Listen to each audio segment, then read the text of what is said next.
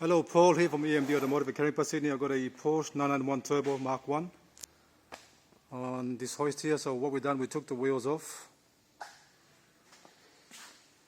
Took all the wheels off so we can actually get it painted, satin black. So let's have a look at the wheels. These are the front wheels. Been done. And these ones here are the actual rear wheels. Some light on top. So it's been painted here and all the inside as well. Alright, that's the other one. And let's have a look at the cap. I painted this one as well, the lock, center locks, and the actual cap as well for the Porsche.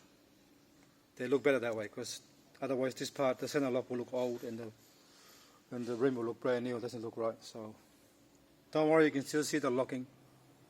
Center lock there. You still see it. Everything you can still see. So if you want to see the words, still there. You don't really have to, but even the stop here and the 100 millimeters here.